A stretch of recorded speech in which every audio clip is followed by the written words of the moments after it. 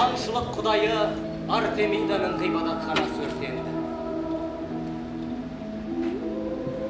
Бұл ғибадатхананы алтын қолды шеберлер 120 жыл бойы тұрғызған екен. Ғибадатхананы әлемнің 7 таңғажайыбының бірі деп таныған. Сөйткен ғибадатхананың ғұмыры 100 жыл.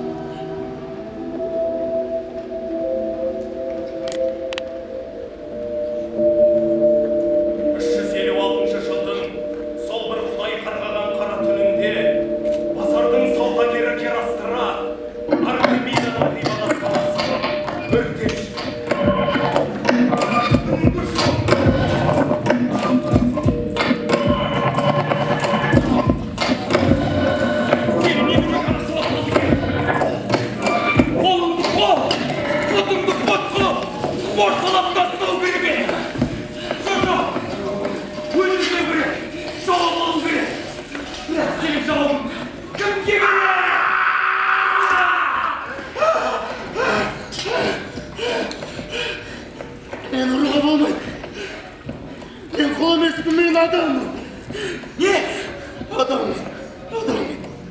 Адамның түріне қараңыз. Итті есте қарсы шаппай. Ал сен болсаң, Артемидияның ғибадатханасын, құдайы бау Артемидияның ғибадатханасын бомбаға!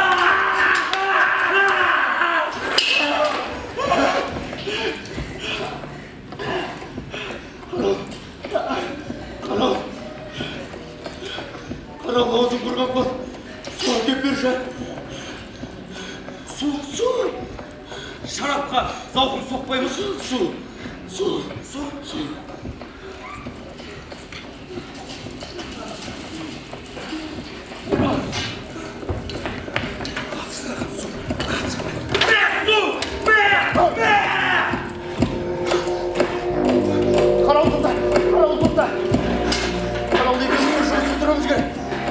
Жата бер, ертең шаруаң бітеді. Қарауыл.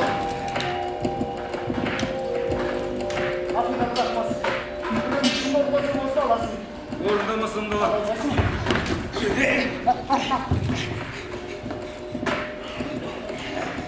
Қол жетпейтін жерге кеткен түсі өктесіңе. Қарауыл тоқта.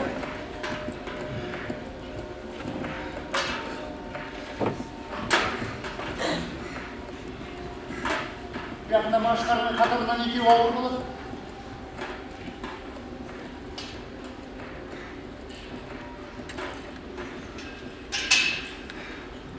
Не едесің?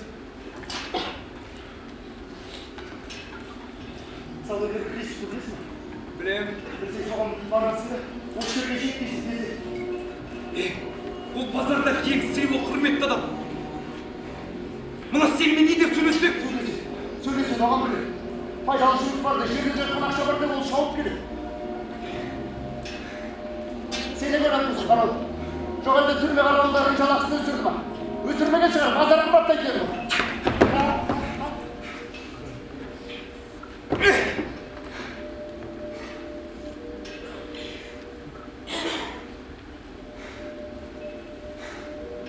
Жарайды.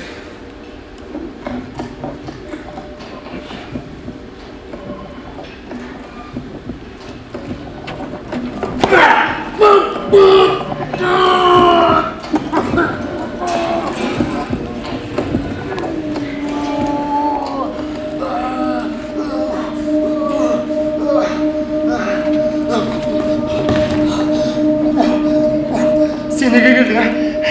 Сене болғаны сүргім келеді. Ол не үшін керек саған өз беттері үшін өмір сүре көрсеңдерші? Ол болашаққа керек, сенің ұрпағыңа керек, Ярослав. Бауыр, егер өз проблемаларың аз болса араласа бер. Бірақ 2000 жыл бұрын өткен өмір, сен қалай түсінбейсің? Мен түсінбеймін. Түзесем тарихта болмасын. Мен тек сіздердің логикаларыңызды түсінгім келеді. Қарай бер ендеше. Сонда сіз халықтың қаһарынан тіпті де қорықпайсыз ба?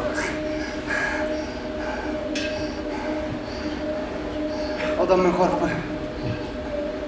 Табиғат емес, тағдыр емес. Адам тағайындаған жазадан адам әрі қашан құтылатын жол табады. Сен немене ертеңгі жазадан құтылам деп дәмеленбейсің? Әзір кетірмін ғой. Ол әзірге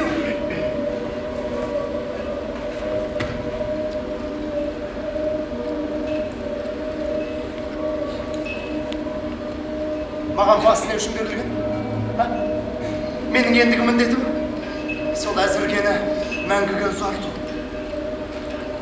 Геростраттың жазасын беру керек! Көзінде! Түрмеде шырысın!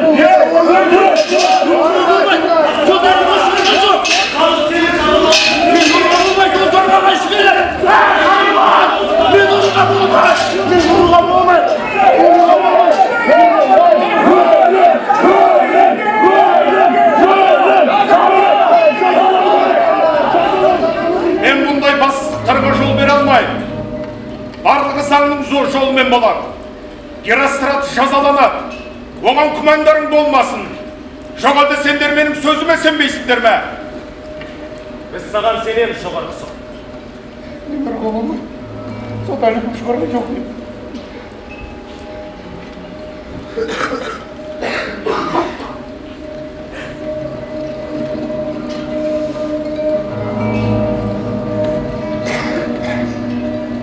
Хайрак Леон!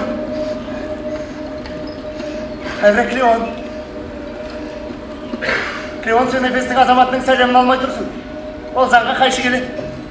Сән кіргенде мен саған емес, сен маған келіп тұрсың. Неге сенімдісің?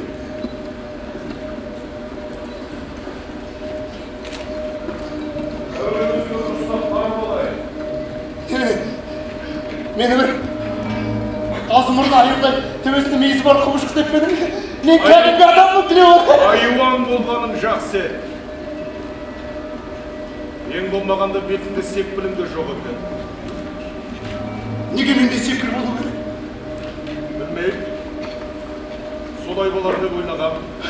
Жоқ, Леон, қателестің бұл жай. Менің жүзім ашық, тәнім таза, тісімде. Әппақ. Оған болатын бол. Ертең сен сол таза тәнді ұстап дақтыратын шығар. Оның өзін де жақсы білдің, солай. Герострат мырза. Менің атым Герострат, сен оны жақсы білесің, Леон мырза. Енді сенің атың өші. Керісінше, Леон, менің атым мәңгіге қалады. Сенің де атың қалуы мүмкін. Онда да тек мен соттаған сот болғаным үшін ғана. Менің ұрпақтарымда мен әйелім шығар. Мына сенде сұмырайды соттағаным үшін. Керек бұл сөзді қарай. Сенің бірақ күнді уақытында. Ал сот сен туралы бүткіл мәліметті білу керек. Кімсің, қайдансың?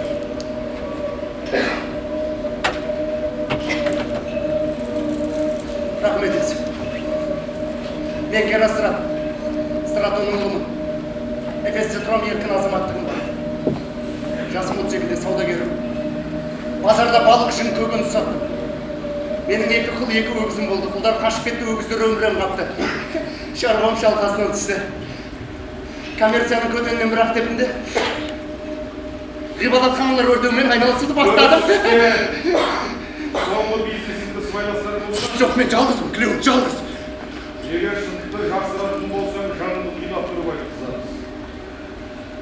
Леон, жанды қинағанда шындық шығады деп кім айтса?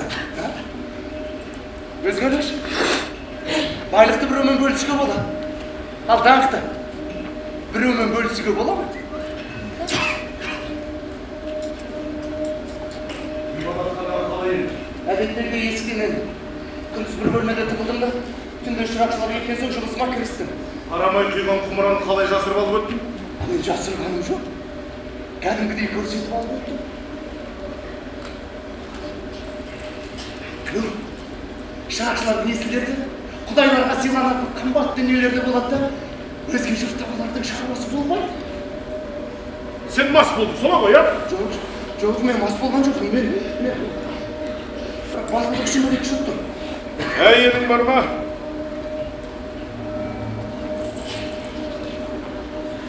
Болған. Менің әйелім Теофила қарызгер Крисиптің қызы болатын. Ол қызының қалыңғалында 18.000 драхма беріп, мен байқы соған алдан түрі сұқынсыз әрі ақылсыз әйел алғанды білмедім. Оның үстіне ол маған 4 айдан кейін шекесі сор шықсайды. Ол сыйлады. Содан соң мен алданғанымды білдім. Сотқа арыз жаздым. Бірақ Сумақай Крисип сотты да. Сатып алды. Бұл оңбаған. Некелеспей жатып ақ менің бейгіні қызымды былғаған бүкіл қалың малын қайтып алды. Оның үстіне 12-де бір күл ашылмаған бейгіні сәбиді былғағаным үшін 18% айыппұл төледім. Сөйтіп ол жұмақай Крисип өзінің қызын да пайдалы көзіне айналдырды.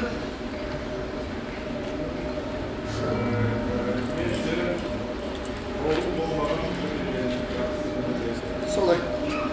Дауда да жауда да жолым болған емес. Тіпті әтеш төбелестерсем де маған дегенде ақсақ тап болады. Сөйтіп сен адамдардан ұшамақ болдың, солай? Жоқ. Ондай ойымда болған жоқ, Клео. Бірақ көктен бір болып көместің өргешті шаршап. Менің де қолымнан дағды істер келетіні біле тұрып, оны жасамау маған қылмыс көрінді. Ал бүгінде мені елдің бәрі біледі. Ақмақ, халық саған қарғыс айтып тұр бүгінде, қарғас. Қарғай берсін, Клео. Қарғай берсін. Мен адамдарды білейін. Олар бүгін қарғай. Ертең ойланады. 1 жылдан кейін жігіт екен дейді. Ал 5 жылдан кейін. Құдай деп тануы мүмкін. Мен құдайларға қарсы шықтым, Клеоның Прометей ғана сөйтті. Прометей қадаған екен оларға. Оларға көк болып тұршы, құдайларға қарсы шыққан сен сол отпен адамдардың асын күлін көкке шықтың. Ажалына дайындалы бе? Көретін түгі де жоқ. Мен саған көрерсің. Көретін түгі де жоқ. Кімдерге сен түсің? Кім бе? Адамдарға. Қайда адамдар ғана далада тұрған ба?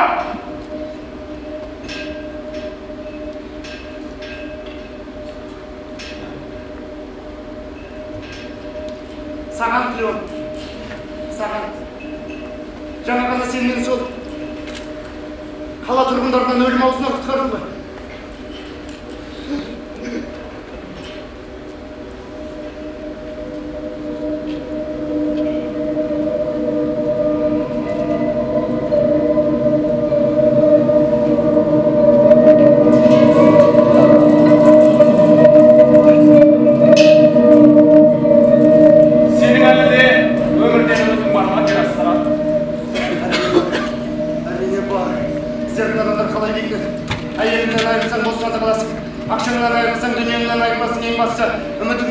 Үмітімнен айырылсаң, бәрінен айырыласың демейме.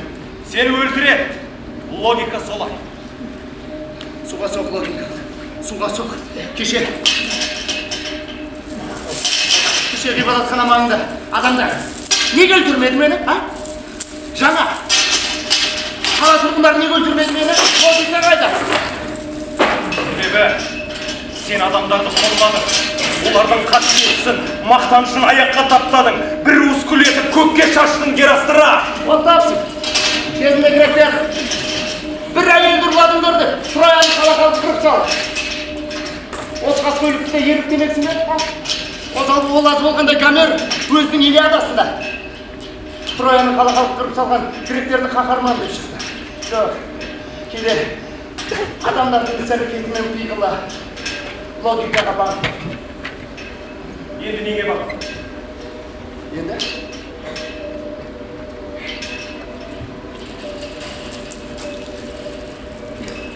Күшке бақ.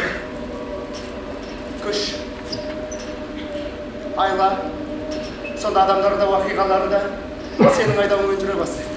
Әр заман, әр патша өзіне ыңғайлы саясат құрады, тіпті өзіне дейінгі тарихты да өзіне ыңғайлы етіп айтады. Ақыр түбінде бір адал патша ақиқат философия келеді, Герастыра.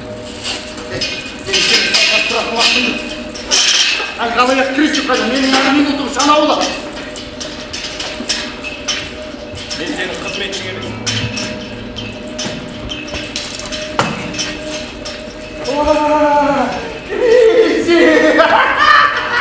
Крисип! Келдің бақыр сені! Қолым тимей жатыр. Сонда да болса сенің бетке бір тұру ләззатынан бас тарта алмай алып үшін жеткенім осы. Түкір сосын іске көшеді, Крисип. Жұмыс деген бастамаса. Базарға баруым керек. Валютчикпен кездесуім бар. Доллар болса шарттан өсіп барады. Бүгін соттамаған қарзикадан соттамақшы. Сүрініп жығыл жатқанда әйелім қояр да қоймай. Барып та бар. Герастраттың бетіне бір түкіріп келеді. Ойнашы, сүйікті әйелмен өтіштімен қалай бастамақ? Мынау әйелінің саған деген сәлем келесі. Қызыңның да сәлемін жолдайсың, сосын іске көшелік, Крисип. Ал қызым, сенің бетіне тырнақ. Жоқ, Крисип. Ол деген сот сыйламау ғой, а? Соқыр көзбен сотқа қалай барам? Не айтайын деп ең?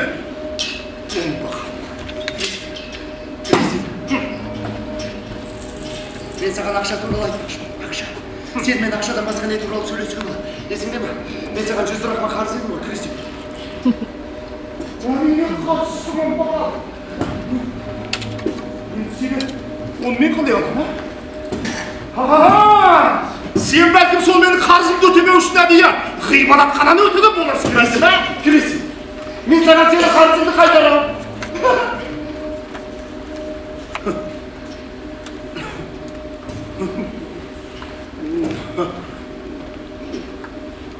Бұның енді жігітшелік екен, я. Өзіңді мысқалдай да болса ұятталғанға ұқсайды. Әкел.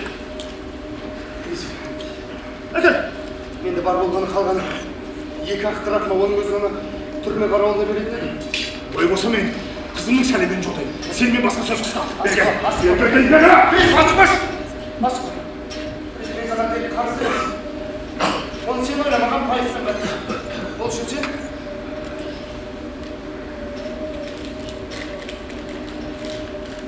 мынаны сатып аласың. Бұнда не жазды? Бұнда ең сәулетті ғибадатхананы өртеген алаяқтың өмірі, өлеңдері, философиялық трактаттары.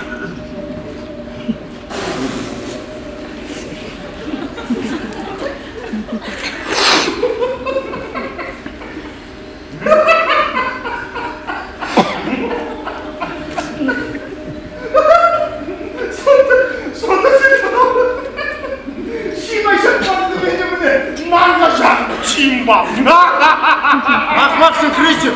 Бұл түпнұсқа менің қолым бар. Қазірден бастап көшірушілерге берді. Әр данасын 300 драхмадан сата берді. Әр данасын 300 драхмадан.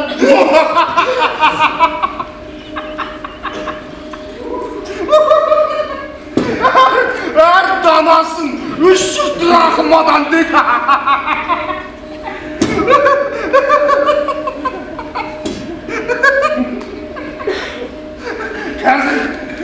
Қазір кітап заман емес. Қазір кітап оқу тоқтатылған. Адамдардың жатса да тұрса да ойлайтыны тек ақша.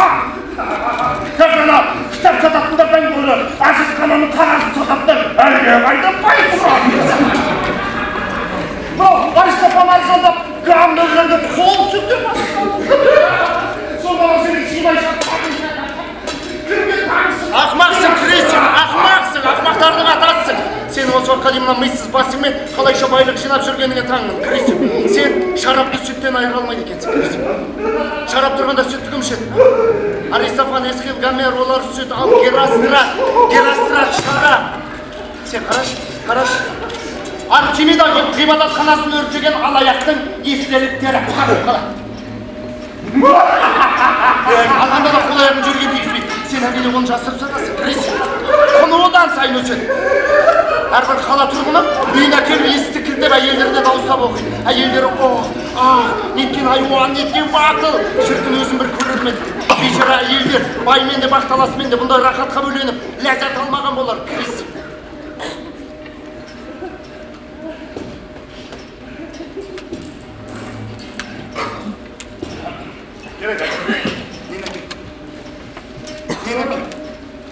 Қарсыңның өтегенін апап өстіме деп болды. Ал мен келістім еді әлі? Кристин, ұялсаңшы, Кристин. Сен менің теңдесі жоқ шығармамды 100 драхмаға алғың келіп тұр ма? 1000 драхма ең азы. Қанша? 1000.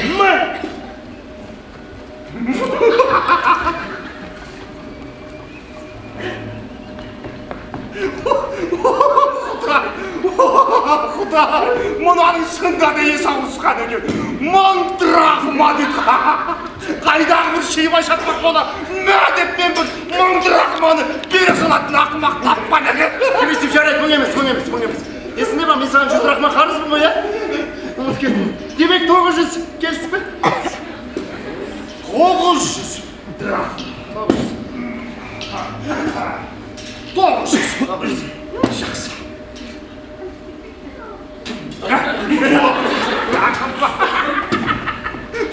Шеймай шатпаққа бола, Mine de poğuzum Rahman'ı beri saladı gör. Gel, çöre, toksuzlama sözünü aç adıysın aç. Biraz bırak. Seni yerden öldürdüm. Sana akşam ne? Onda senin жұмысың olmasın, Kristip. Қазір сен сатып алушы, мен сатушы, қанша? Өлер алдында сауда жасап кеткісі келеді. Ол жақта кіміз ақша жүрілмейді керістір. Анда да жұмысың болмасы қанша? Жәрі. Бір қолын қадыркеде оқи салам. Болмаса әйеліме де айтып беру мүмкін, я. 150 дырағым. 150? Бар, жөнел Крисип. Келгеніңізіңмен кері қай. Бар, базардан құрма сатып ал, сосын кейін қайтадан сат, әрқайсы үшін бір дырақмадан пайда тап. Менің естеліктерінен жоғалтқан миллиондар еске түскенде шашыңды бір талдап жұлып отыруды ұмытпағайсың. Мен онда қарызгер мен андыран шақырам, ол ойланбастан мың жағыңда қағып ала. Тоқта келесің. Сен олай істей алмайсың. Мен сен мені бұрынғы күйе аламсың ғой. Менің еліміз бола. Күлігін қақтағанда қаңғыға қайғала қаңғыбас едім ғой, бар? Жөнел Крисип. Сен айында 200 дырақма де. Бала емеспіз Крисип. 250 де егер. Айтмазақтан ба? Крисип, айтмазақтан ба? Крисип, сен әуелі тыңдап қарашы. Әне міне дегенше, Эфесте қалаңдығы басты. Жұрт қалың ұйқыға кетті. Ғибадатхананың дәл ортасына бір қолында қарамай, бір қолында жанған отпен мен тұрмын кенет. Жауырынымда төмен қарай бір суық қол сипағандай болды. Үшші сиясты! Керасырақ дедім, сонда мен жүрме. Ойлағанымның орында, сенің аты жақында бүкіл әлем айтып жүретін ат болады. Үшші сәну! Кенет, менің қолымдағы шала сырып кетіп жанды да. Ғибадатхананың іші күндізгідей жап-жарық болып кетті. Артемида Құдайдың жүзі алаумен бірге нұрланып орнынан қозғалғандай болды. Басқа жоқ. 400 керасырақ. Сендердің алдарында тұрған мен Құдайлардан қорықпайтын. Керасырақ! 500.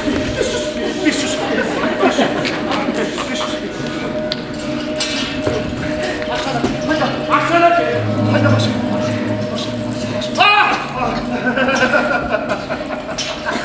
Қазір менде ондай ақша жоқ. Сен маған папирус таңды бер. Мен неге кез бар? Ақшаны құланба. Қарызгер ақша жүрмейді, ақшаны әкел. Ойға сен әпкес қалдырды көптен қарасыңдар ма? Крисип, алшындама. Көмістері күпірлеп кетті, ақшаны әкел.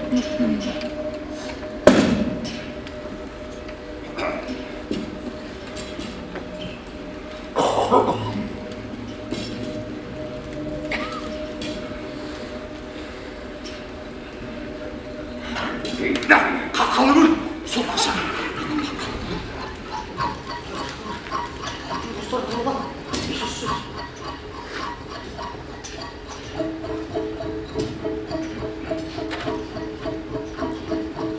Сенің басың істейді екен керастырақты. Бұрын қалай ұпайып қалмаған, ә? Бұрын сен ба мен тыңдаймын? Бұрын мен сенің бір жол болмайтын күйеу болар болдым, ал қазір ше? Қазір мен Құдайларға қол көтерге. Батырмын! Атың шықпаса, жер өтеді қашан. Әрмен қымбат, әрмен тоқша Крисип. Көшірушілерге қазір бер, тез.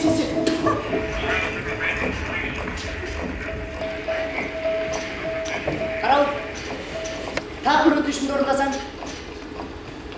50 дырақма бірден аласың. Жүру! Бұлар ішінде бір дорбақшы. Ішінен 50 дырақма санап алда қалған Дионисияның сырақанасына апарды. Ол жерге маңына да жолай алмайсың. Сол жерге барасың да. Атың өшкір Герастрат өзінің денсаулық үшін қойған ішіндерді дейсің ба?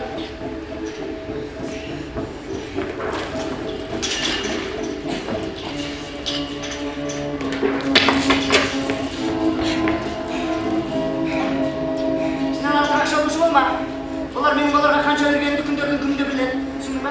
Арқа алғаныңды білсе басыңда бір жерді жылып алады. Түсіндік.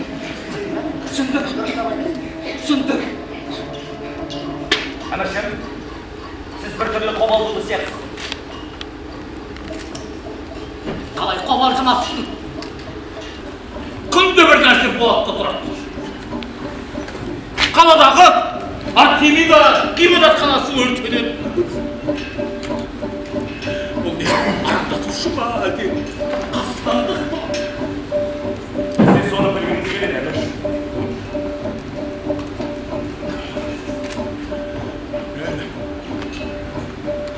Мен шаршадым достым өмірден. Жас кезімде ешкімнен еш нәрседен қорықпау үшін менің атымды естігенде бәрінің жауларының зәрелері шап. Қартайдым. Дәрігерлер көп тамақ жеме. Көп ішуге болмайды. Инсульт боласың дейді. Әміршім, саған Клеон келді. Клеон келді. Дұрыс болды. Шақыр. Мен кетеді. Сен қал. Не үшін Әміршім? Осындайда маңызды қабылдауларда аузыма сөз түспей қалады. Қал. Эфестің әміршісіне сәлем жолдаймын. Клеон, байыз таппай. Түрмеде болдық та. Болдым, Әміршім. Қастандық па? Аллам кестік пе? Әміршім, ғибадатхананы өртеген бір-ақ адам.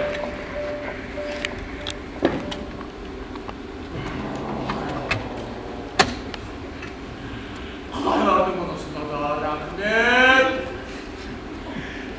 Жалғыз арамын. Жарас шекірек. Анкестік болмаса болды. Сонымен ақмақ кімді ақ? Эфестің байырғы тұрғыны Герострат, бұрынғы саудагер Әміш. Сонда не десің? Енді өзің атын тарихта қалдыру үшін Қызық екен. басында маған да солай қызық көрінген Әміш. Бірақ Геростраттың ойы мүлдем басқаша болып шықты. Онда бізге келе жатқан заманда жастардың мүлдем кекесімен қарайды. Оның философиясынан адамның жаны түршігеді, Әміршім. Тіптен де қызық. Тіптен де қызық. Өмірімде бұндай естімеппін. Естімеппін. Сонда ол өлетінін біле ме? Ақыл есі орнында. Өлімнен қорқпайла. О жағын ажырата алмадым, Әміршім. Бірақ менімен сөйлескенде тең адамша тайсалмай сөйлесті. Өзінің қылмысын айтқан кезде көзін жұмып аузын ашып, тура бір шабыттанып кетеді, Әміршім. Білесің бе,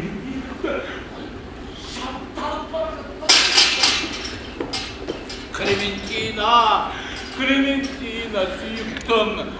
Қашанғы сен жасырынба ойнамақсың. Мен сен жібері бұға біздің Клеон досымыздың әңгімесін тыңда. Эфестің Әмірші ханымына сәлем жолдайын. Қайра Клеон. Сүйіктім, мені жасырынып тың тыңдап тұр деп ойладың ба? Сандалыңның балуаны тұрып соны байлауға керек. Senin sandalının balı olsun salsa mağazda emniler olacak kandarda. Kandayacaksın. Ya sen bu mağazda emnileri yaramazsın. Sonымен өрт туралы сен білесің да, оны өртеген Герострат екенін де білесің деп ойлаймын. Клементина! Бірінші рет естіп тұрмын. Қандай масқара. Бірақ мен ол жігіттің ғибадатхананы тек даңқ үшін өртеді дегенге сенбеймін. Өзі солай деп мойында. Сіз сотсыз, Клеон. Адамдар сізге еш уақытта шындығын айтпайды. Сонда сеніңше себебі басқада деп ойлайсың ба? Иә. Менің ойымша ол жігіт бұл іске өзінің сәтсіз махаббат үшін барды деп есептеймін. Сол жігіт өзінің әйеліне сол махаббатсыз-ақ үйленген. Қайдағы әйел, Клеон? Өз әйелі үшін ешкімге ғибадатхана өртемейді. Дұрыс айтасыз, махаббатын қастерлеген адам ғибадатхана өртемейді, керісінше ғибадатхана. Дұрыс, Клеон. Дұрыс. Сондықтан ол арамызда ертең өлім жазасына кесіледі. Осы жерде маған бір ақыл айтышпызшы. Самалдың жарайды ма? Жарайды. Египет патшаны.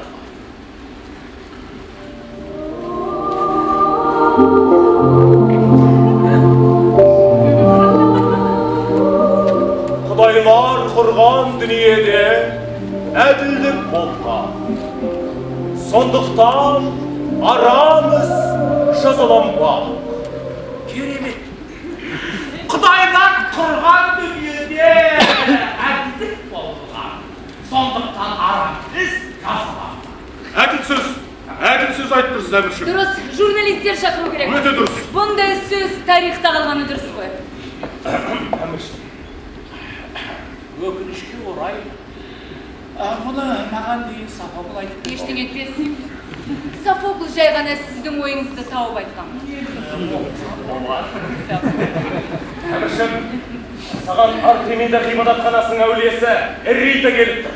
Қасқалған Құдайдың құлдары! Мен кете берейін, әміршім. Қозғалма! Ол кемпірден әуелден-ақ сөзім жараспаған. Енді тіпті бетін тырнап, шашын жұлатып болсын, жапақасыз қалып болмай ма? Қорқамын. Білесің бе, қорқамын сол. Дер құлдас. Сүйіктім, Эфестің әміршісі ешкімнен қорықпауға тиіс.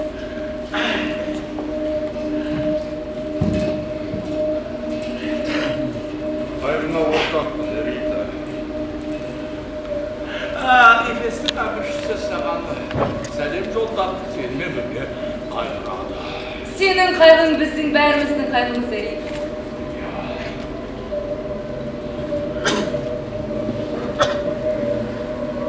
Адамдарды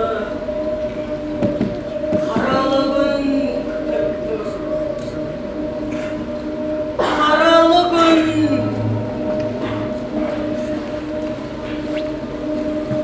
мен Олимптің басына жиналып жатқан құдайларды көріп тұрмын. Олар сендерге ақыр заман күнін айтпақ. Әдей, адамдар, жалбарыңдар Құдайға, жалбарыңдар тізе бүгіндер. Адамдар, жалбарыңдар. Артемиданың ғибадатханасын өртедік. Енді құдайлардың паналар жер жоқ. О Құдай, мен неге өлмедім? Мен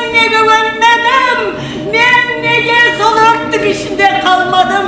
Мен неге сол қираған қабырғалардың астында қалмадым? Маған енді өмір не керек? Мынандай сорақылықты көргенше, мен мына ақ шашымды жұлып, мына екі көзімді шұқып тастайын.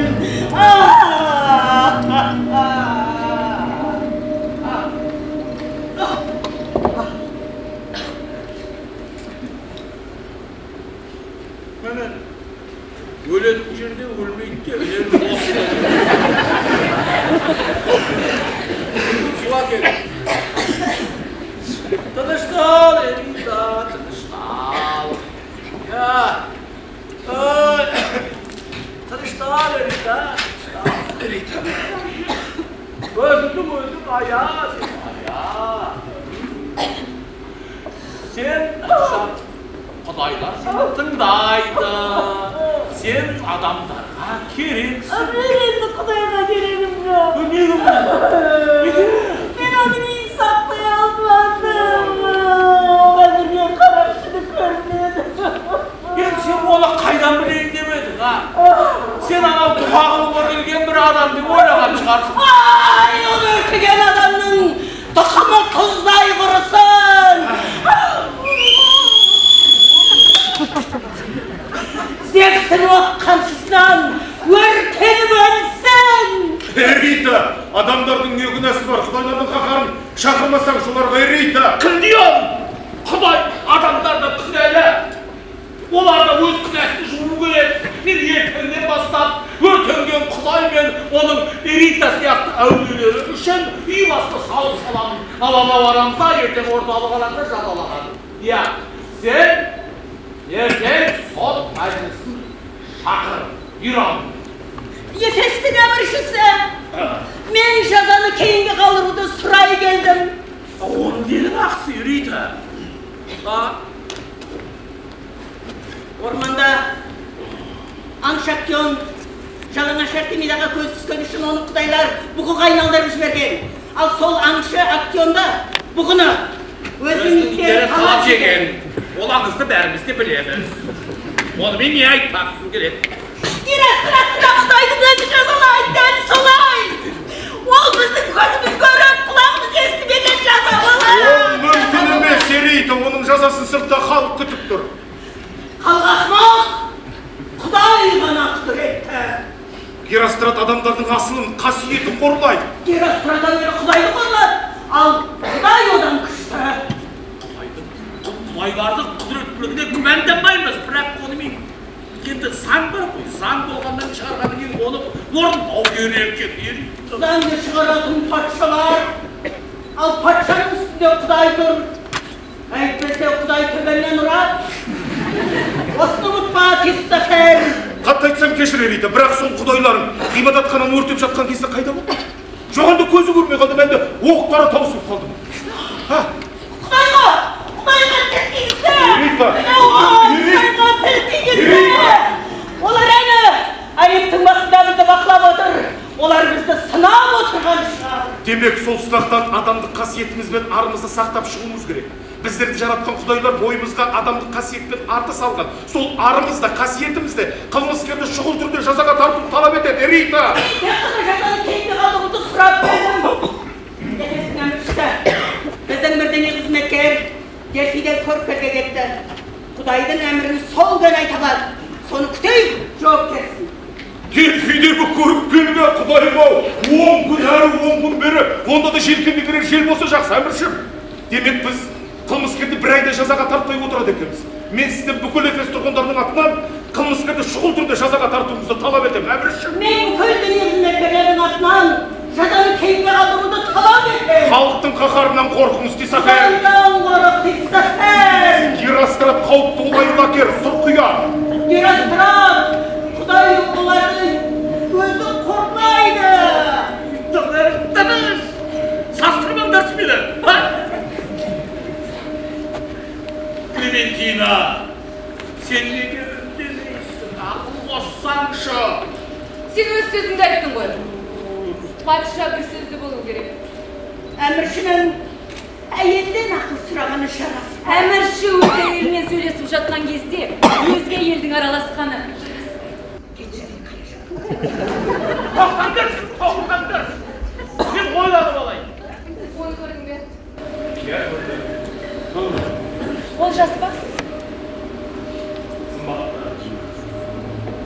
Сұлу ма? Әдеттегі әйелдердің сұрақтары ғой. Сонымен не шештіңіз, әміршім? Мен қарапайым дауыс беру жолымен шештім.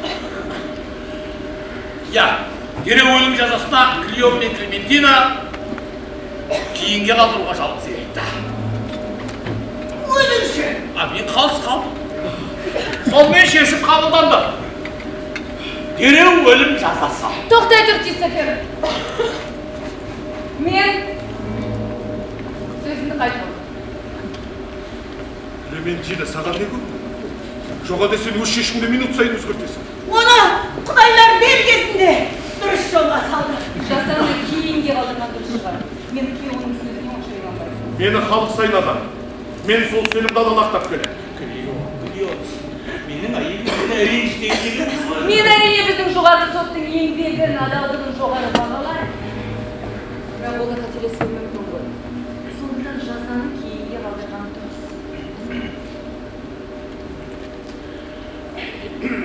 Я жағдай өзгерді.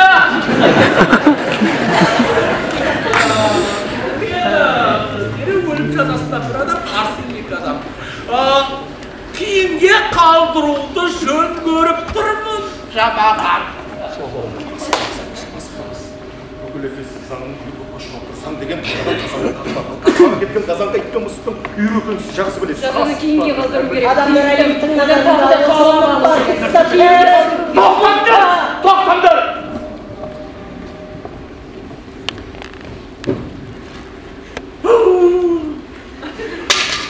Жүзім де бітті.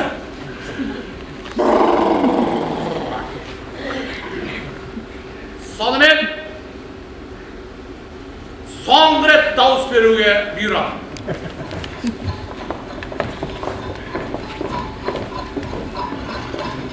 Жаза! Кейінге! Жаза! Кейінге! Жаза! Өзіңіз Сіз әміршім! Неге шумайка? Әміршім! Халық сенің шешіміңді күтіп тұр әміршім!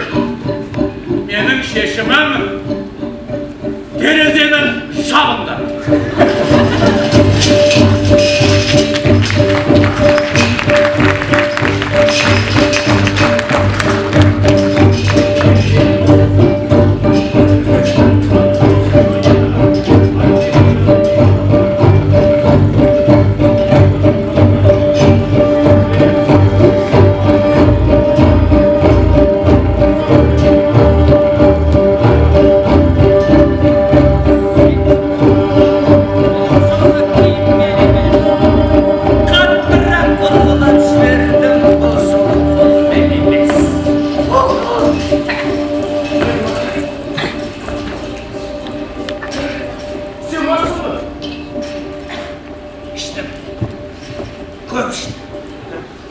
Сендей оңбағанға қызмет ету тәнге де жанға да зиянды.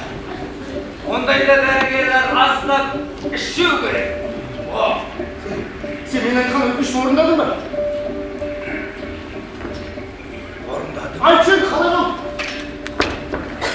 Мен Дионисияның сыраханасына кіріп келгенім келсе, ішінде бір топ алқаштар.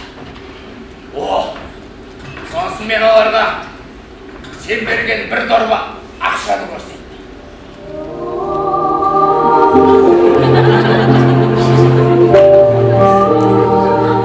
Олар мені Дионисияның өзі келіп ойлаған. Сосын не болды?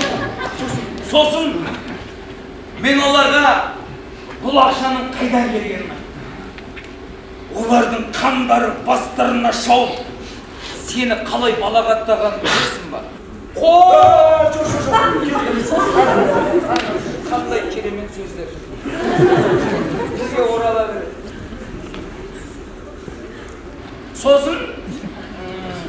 Сосын біз бұл ақшаны естиміз деп ақылдастық. Біреулері туалетке апарып тастайды, екіншілері ішейік дейді. Екіншісі көп болды. Сендер ішіп отырып, мен жайсаң жек дегенді мен білдім ма? Оған ақша жетпей қалды. Ештеңе етмейді, менде қалай ақша болады, үстерінен шарап құй алмайды. Сенем, саған сенуге болады. Сен ана оңбаған Крисипті алдасаң, саған сенуге болады. Сенде тағы да ақша бар ма? Болады, міндетті түрде болады. Айтпақшы сені көруге сыртта бір топ адам кезекте тұр.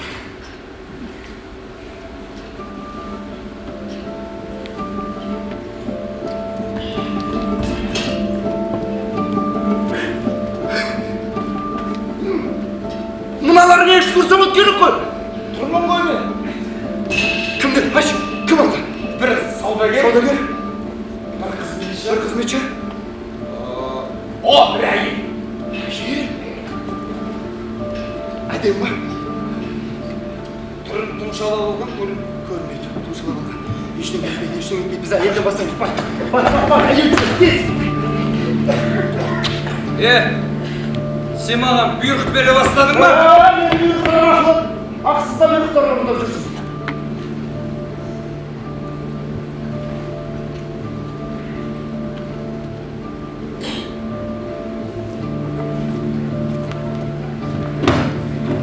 Егерде менің жалақымды сәл көтеретін болсаңыздар, қандай оңбағанға қызмет етпесін. Кешіріңіз.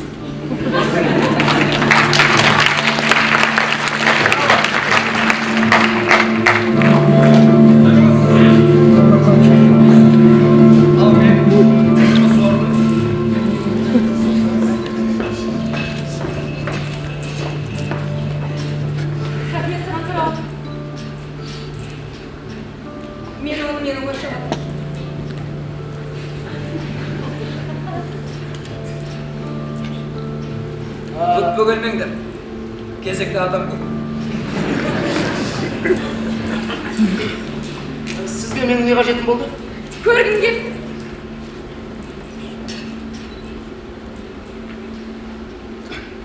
Бәрі де сол көргісі келуден басталады. Не де көргіңіз келді? Бәрі. Бәрін көру, бәрін білу мүмкін емес. Кешікпей қалада менің естеліктерім шығады, соны оқып шығыңыз. Міндетті түрде оқып шығам. Ал дәл қазір өзіңді толық көрсетші.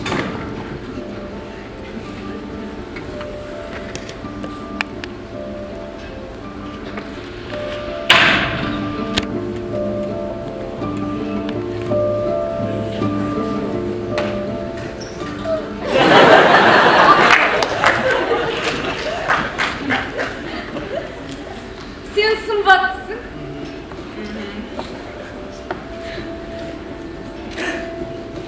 Boyun da olsun. Неге мен ергежейлі болуым керек? Ғибадатхананы міндетті түрде құбыжық адам өртеу керек. Клеонға салсаң бетімде сепкіл болу керек екен. Қалада сені ғибадатхананы дауыс үшін өртетпейді. Бірақ мен оған сенбеймін. Ханым, даңқтан ұлы не бар? Даңқың болса, маған аспанға кетер тіпті құдайлардан да құрметті боласың. Бірақ даңқтан да асқан бір тәтті сезім бар. Ол не?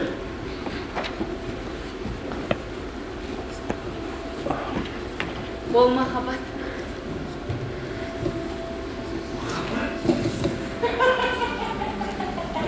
Қателесесіз, ханым, қателесесіз. Махаббат ол адамды қор қылады. Ал даңқ сенің атыңды үнемі көкке көтереді. Тіпті қаскүнемнің даңқы болса да. Өзіңіз айтыңызшы, сол ғибадатхананы салған сан мың шеберлердің ішінде ең болмағанда біреуінің атын білесіз ба?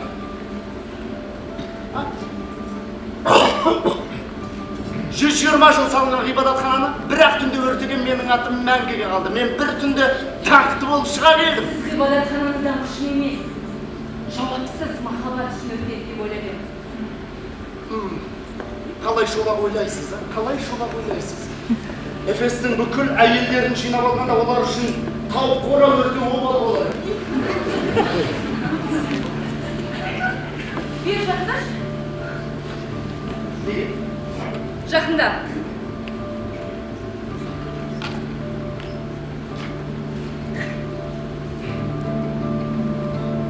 Эфестің барлық әйелдерінің атынан сұмыры.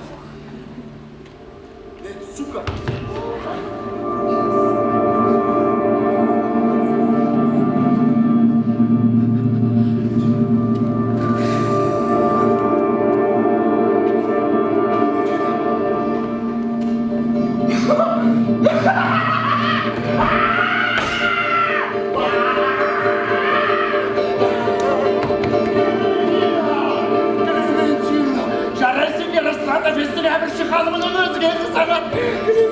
Осымен кездесу аяқталды. Сенімен әрі қарай сөйлесуге зауқым жоқ. Не болмай қалды саған, Клементина? Қолдыңда көмір патшанан сайт ал сен сорлы саудагерсің. Сенің ойың да сөзің де сорлы саудагерсің. Түсінсем бұйырмасын? Әрине түсінбейсің саған. Жетегімең жоқ. Ғибадатхананы саналы түрде өртеттігіңді менен сөйлеп, сен байқамай мазмұнды өртеп алған шығарсың. Мойындағай. Түсінбедім. Пап, сені ержінде жігіт бәлеп жүрсің. Клементина, мен сені сүйіп. Өтірік айтасың.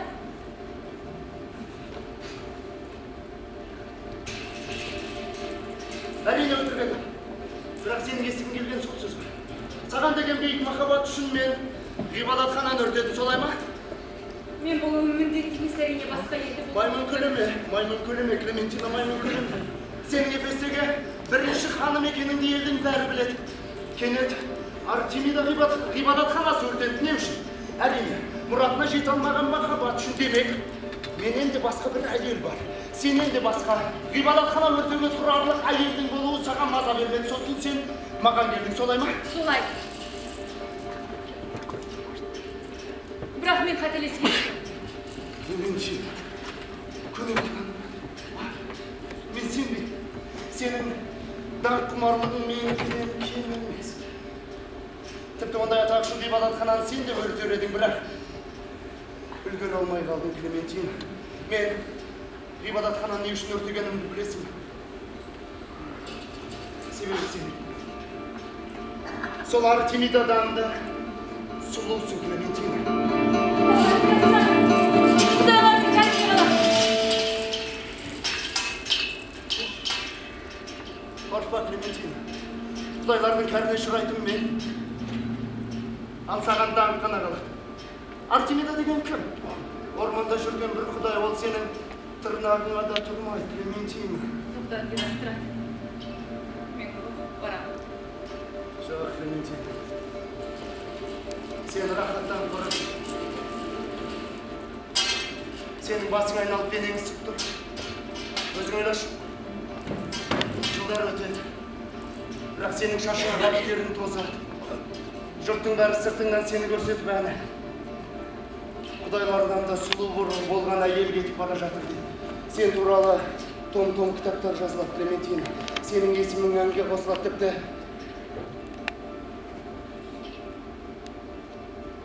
Бірнеше жылдардан кейін сенің құрметіңе махаббат мұнарасын тұрғызудан. Саған не керек, Герострат? Ертең алаңда мен сенің атыңды айтам. Ол менің соңғы сөзім болады. Бүкіл жиналған адамдарға, «Ей, адамдар! Орталарында Клементинадай сұлу тұрғандар. Қайда бір Артемиданы қайтесіңдер? Одан да соған табылыңдар десем қайте. Рұқсат етші, Клементина. Рұқсат етші, Клементина. Рұқсат!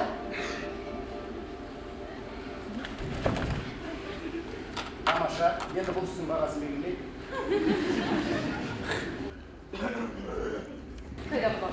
Мен сенің даңқың үшін өмірімді берем, ал сен... Ал мен саған алтын берем. Ол қайда? Ол деді сауда жасауға тыйым салынған. Қашқым келемін. Мен қашып кетсем алаңда сенің атыңды кім айтады? Клементина, тарихқа шықпай қаласың ғой, тарихқа. Менің еңсеп тұрғаным білгенсіз мен сен. Клементина. Келші.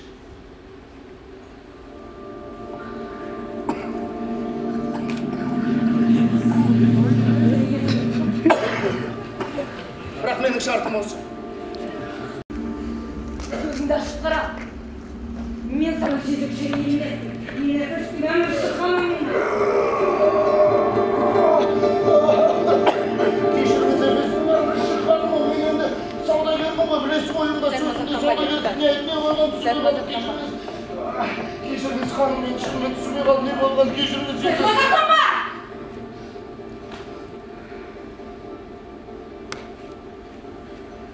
Мен әкесінің әміршісі Тексафердің әйелі. Ол мені тыңдайды. Егер қаласаң сенің жазалату мерзімді ұзартайын.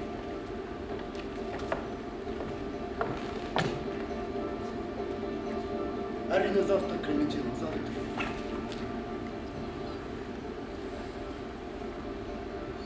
Мен бірақ сол мерзімде сенімен бірге болсам деп. Мен сол жарты сағатта саған ғашық болып қалған сияқтымын, Клементина. Өтірік емес. Өтірік емес. Өтірік емес.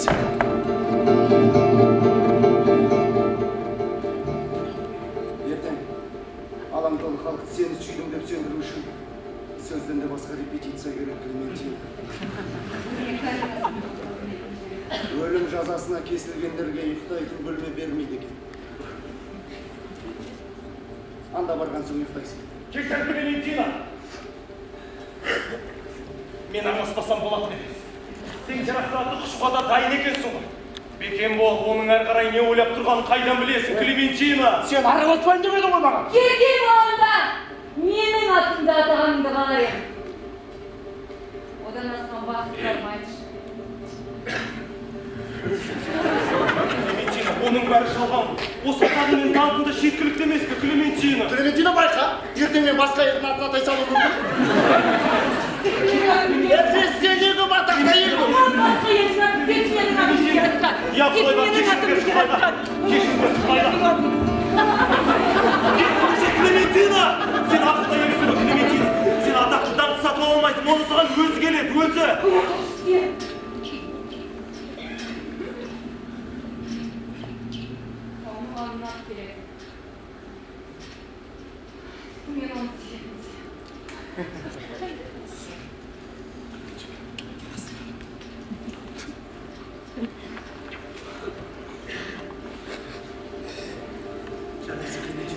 Ең таза махаббат, ол төсек махаббат.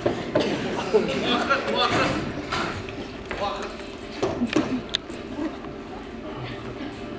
Құдайыма, мен кімді көріп тұрмын? Қалай көріп тұрған жоқым, көріп тұрмын ғой.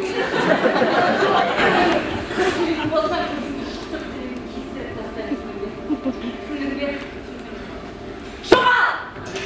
Есімді жек, сен ақылда есің ғой, есімді жек. Сен де жоғал! Өз ақылың өзіңе.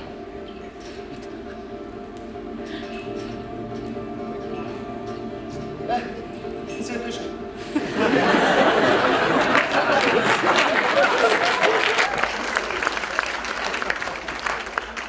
Өшір светі.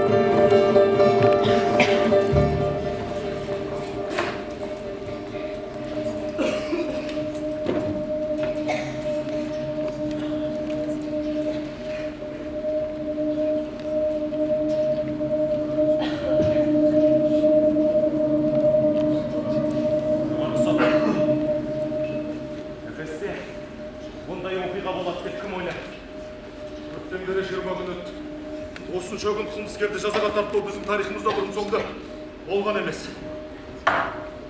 Геростратты жақтаушылар неге көп? Қайдағы жақтаушылар? Кілең қаңғыбас, қайырша, тіпті соның биіктігін ерлікке де санайтындар бар. Сен оның естеліктерін оқыдың? Сотқа қылмыскер туралы бүткіл мәліметті білуге тиісті. Міндетті түрде. Онда белгілі бір мақсат. Жоқ, Герострат сен ойлағандай миым адам емес. Оның философиясын бір сөзбен тұжырымдауға болады. Ойыңа не келсе соны істе, Құдайдан да қорықпа. Сонда адамдар сенен қорқатын болады. Сонда астақ та, даңқ та, ақша да барлығы өзгеледі. Құдайдан қорықпағаннан қорық. Құдайдан қорықпағаннан қорық. Бұл шалапыла қаңғыбастар емес. Бұл философияның артында зұлмат қара күшті. Мен сендерден 2000 жылға үлкенмін. Бұндай шала сауаттылар талай рет халықтың басына айналдырып қара дүние қасірет әкелген. Адамзат басына қара дүние орнатқан. Онда да тап осылай. Адамдар өздеріне өздерін айдап салып, қаралы істерін халықтың қолымен істеген. Қазір сізде қатерлі істің басында жоғары сол.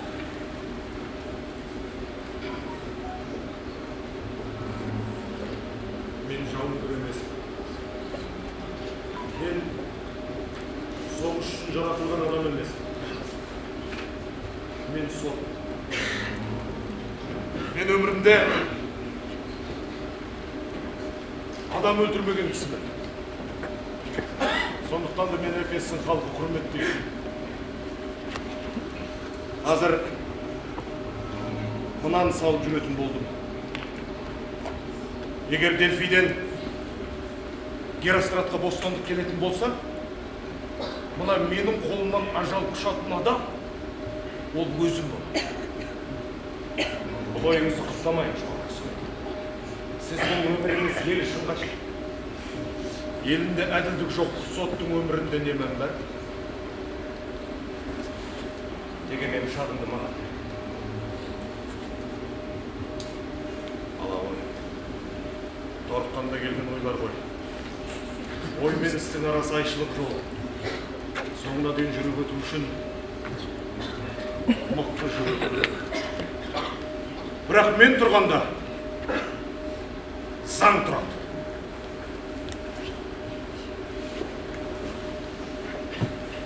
Қарау! Ермен кел! Сіз мені шақырдыңыз ба, құрметті сот мырза? Иә, тағы да шақырдым отыр. Егер өткен жолында сиыр бұлтама салатын болсаң, мен сені аяқ қолы кісен салғысынан қатастаймын. Сізге өтірік айтып нем бар, құрметті сот мырза? Жап аузыңды, тек қойылған сұраққа ғана жауап бер.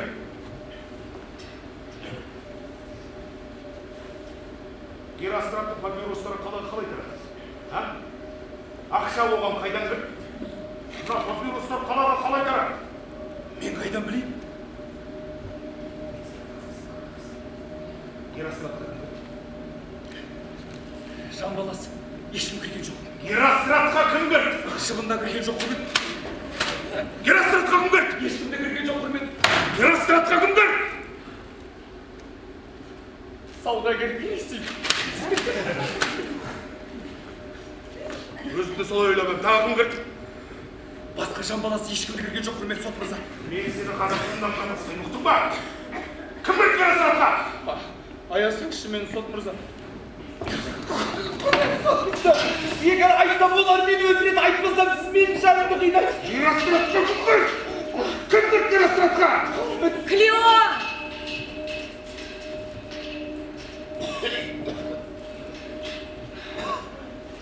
Мына бақырдың жағдайы тым ауыр екен. Таяқ кет.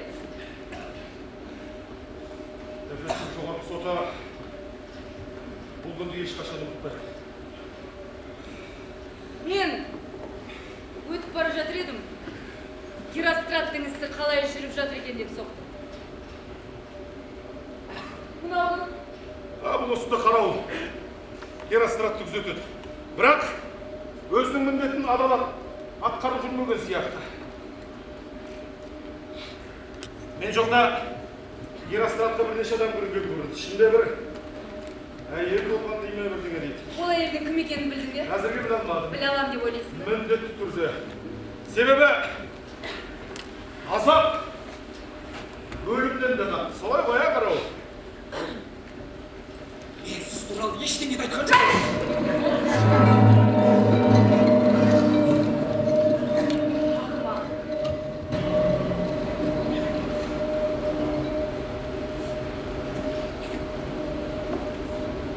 Оны жібере берсең болады.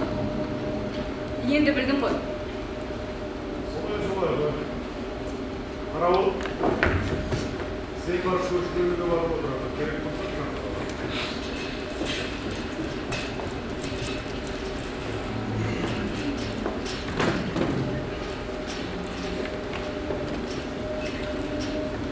сонымен Клементина Геростратқа не үшін кірдіңіз? Клеон, бұл не жауап алу ма?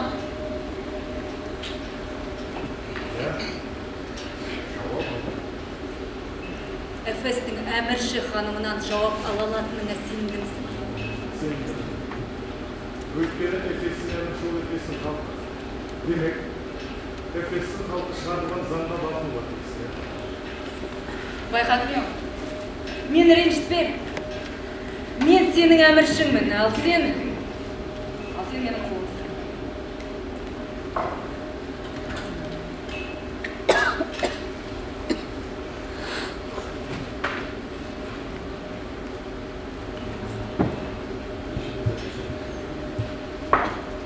Сонымен Геростратқа не үшін кірдіңіз? Жай, көргің келді. Оны күйеуіңіз тыйса көргім келеді жоқ па? Жоқ. Бірақ қаласам айтуыма да болады. Бірақ айтқан жоқсыз. Реті келді. Құдай-ау, бұл не деген рет, а? 20 күннен бері келмейтін қандай рет? Әлде сіздің күйеуіңізбен 20 күнде кездесіп Клеон, мен күйеуіммен қанша рет кездесетінде мына сенің шаруаң болмас. Алмасыздар іске қатысының барлығында менің шаруам бар. Сонымен, күйеуіңіз тисаперін айтпауыңызда не себеп бар, Клементина? Клеон, мен сотқа өзі келіп, Геростраттың ісін ашуға көмектесіп деп есептеймін. Есіңде ме? Сарайда. Герострат ғибадатхананы даңқ үшін емес. Ол жауапсыз махаббат үшін. Бір әйел үшін өртеді деген месінде ме? Дәл солай болып шықты. Ол махаббаттың отына шыдай алмай ғибадатханаға от салды.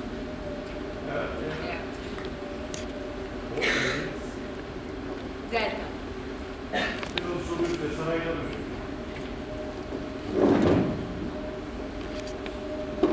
Sonымен Gerasrat kaçırıldı buna. Елін Seni suyetini. Yok. Мен сенің әміршің. Ал сен менің құлымсың. Men halkın kulunun, men sonuçta da halkın hakkından söyleyeyim. Sonымен Gerasrat senin hakkında da dağıtında asıl üçün ne talep etsin? Мен саған жауап бермеймін, Клеон. Құдайға көп olsun, sen cevap vermesек ана қарау жауап береді. Мен тап қазір Тестофернге барып, әміршінің әйеліне қорлық сөздер айтқан үшін мына сені құл жазалатам. Тоқтар Клементина! Эфестің халқы берген құқығымды пайдаланып, мен сені соңғы салған шоққа тыйым саламын. Қайталашы. Қылмысқа қатысты істер аяқталғанша осы жерде. Клементинаны шығармаңдар! Клеон, мен бұны бұлай қалдырмайын. Әлі-ақ өкінетін боласың, Клеон. Әлі-ақ өкінетін боласың. Жіберіңдер.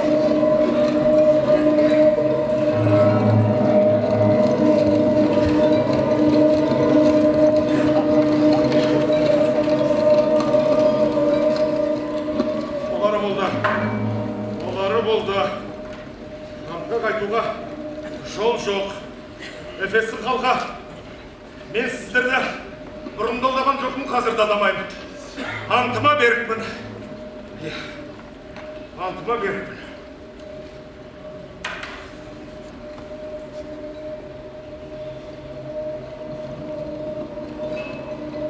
Ресип, мен сені күтіп отырмын.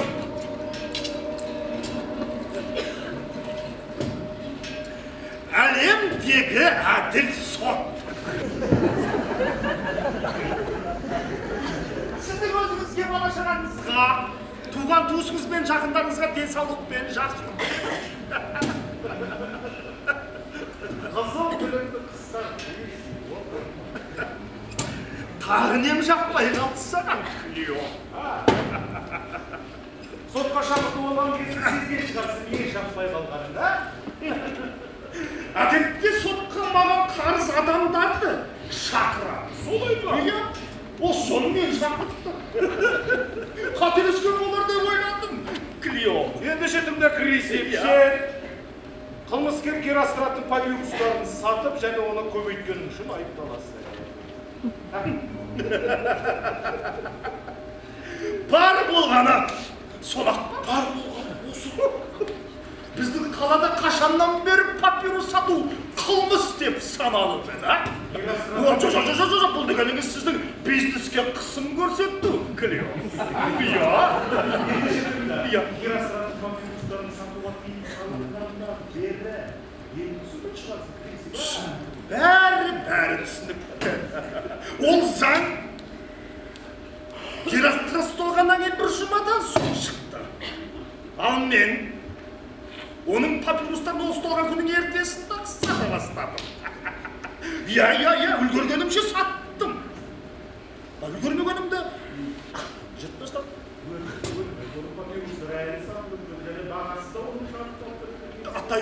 Аттай көрмеңіз, Клеон. Ол менің папирустарым емес. Сен өзің ойлашы. Заңға қарсы жүзіп ем бар. Сатушы сатып алушыдан бетер жазаланбайды, Клеон. Жоқ, дұрыс, сен заңды жақсы біліп түссен бірақ тұсып Крисип. Клеон. Не деп саған ант ішсем екен, а? Антында бәлем жоқ. Қандай кел? Қоймалардың кел. Біз онда үзіп түсеміз.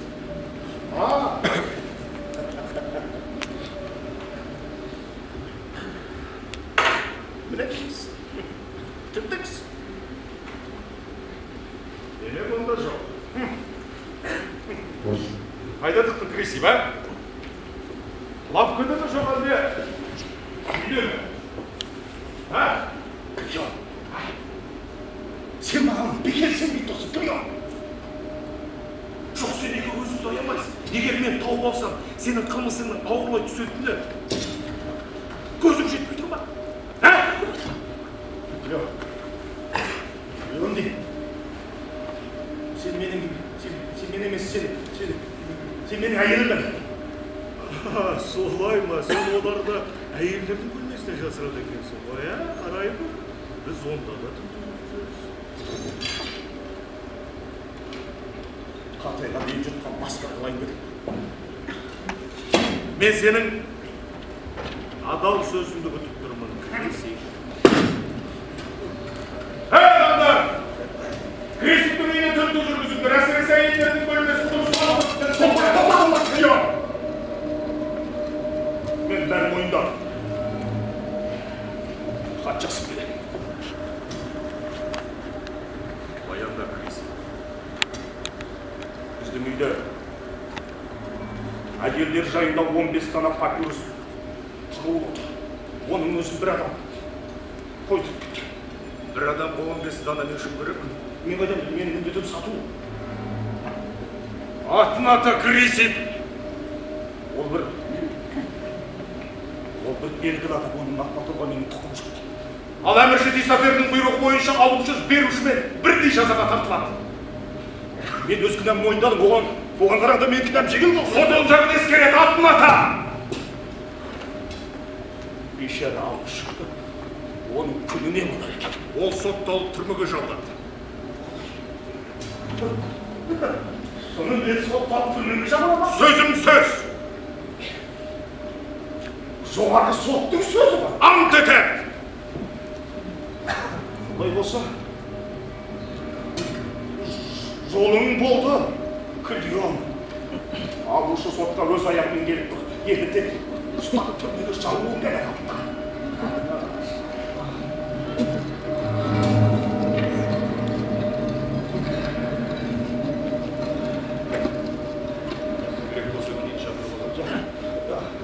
Тек антыңды көтер. Аңышына сәлеттерді.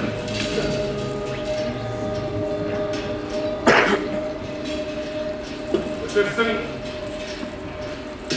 әміршінің көргенінен көрдің ғой. Клеон, қала қалпыр. Шыжып тұр, терлеп кетті.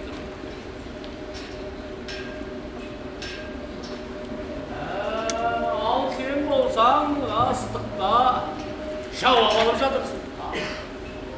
Көріпсіз ғой, әміршім. Қызметші қандай жағдайда да өзінің жұмысын жасай білу керек. Солай ғой, бірақ сен өзіңді аяқ. Білесің бе? Енді қалып бара жатқан расында білесің, денсаулықта жоқ. Зорлығыңызға рахмет, әміршім. Қызметкерлердің бәрін қамқорлау менің міндетім. Әміршім, сізге бір сұрақ қойсам рұқсат па? Сіз Геростраттың папирустарын не үшін сатып алмақсыз? Кім? Мен бе?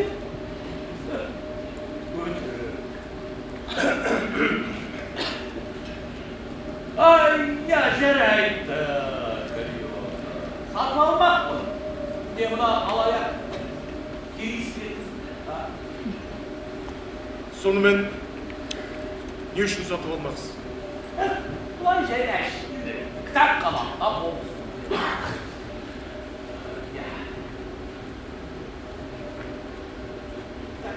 15 данасын бірдей? Оны айтты ма? Бұл адамдарды қойсақша, ешкімге сенуге болмайды. Клеон, патшасы, әміршісі, әкімі, бәріне оқып шыққысы келеді. Қызық. Дегенмен бұл қылмыскердің кейбір ойлары оқуға тұрарлық. Әміршім, сіз заңды бұзып тұрсыз. Құстар, өйткені ол заңды шығарған мен. Сондықтан мен заңға емес, заң маған қызмет етеді. Түк қош, не қыласың? Соған бола, еншісі, қайтемізді, заң деген екеумізді қолымызда. Әміршім, бұған халық не дейді? Халық ештеңе демейді. Мен халыққа білдірмейсің.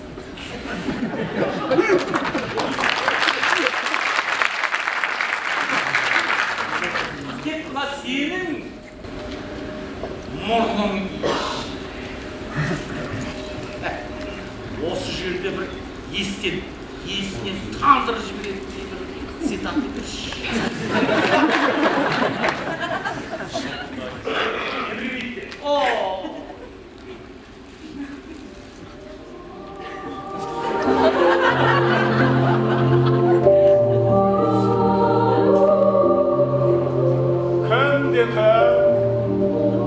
Тұрбосқа қорықса, шын қорқынышқа тап болады. Сапа оқын тұрсаң да. Әміршім, еврипид. Еврипид. Клементина қайда? Жаңа қызметшілері осында деген. Сіздің әйеліңіз менде тұтқындар.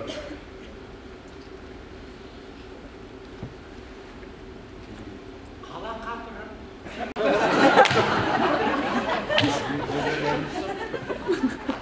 Мұндай ыстықта жұмыс істеуге болмайды. Миың суый болып кетті. Менің миым әзірге орнында. Сіздің әйеліңіз қылмыскер Геростратпен Астыртын кездескен үшін айыпталады.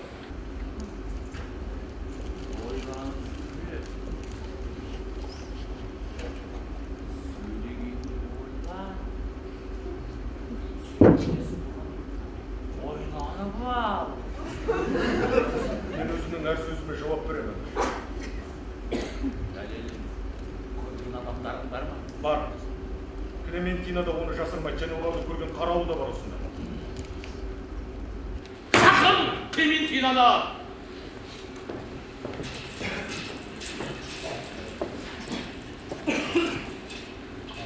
Сүйіктім. Сұлулығыңа құрбан болайын.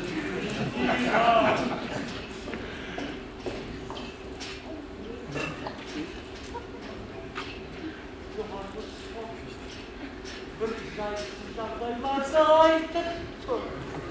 Ол да менімен өте дөрекі сөйлесті. Айтпағаны жоқ. Сен менің әйеліммен дөрекі сөйлестің. Мен онымен сот түрінде сөйлестім, әмірші. Сүйіктім, сен Геростратта болдың ба? Жоқ. Ал сен оның болғаны сенбісің бе? Сенімдімін, әміршім. Екеуіңнің біреуің өтірік айтқан. Өтірік айтқан адам жазаланады. Қарауыл шақырыңдар! Ол өлтірілген.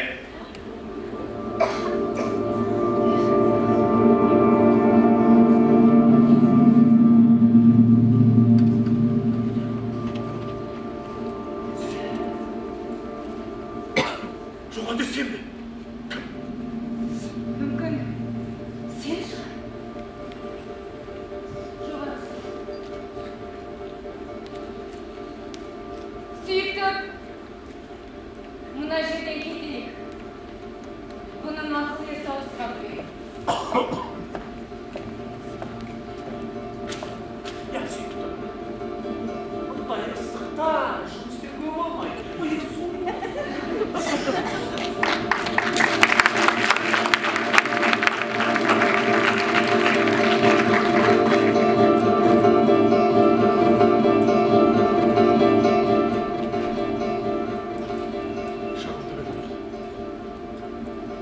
Шағымды қайтар! Егер саған пышақты беретін болсам, халыққа берген сөзді кім орындайды? Ертең Крисіп Моланың бастап әрекетті күлмейін. Эфестің халыққа яманат, тиссап беруге ме? Геростраптың жазасын кім орындайды? Шағымды қайтар!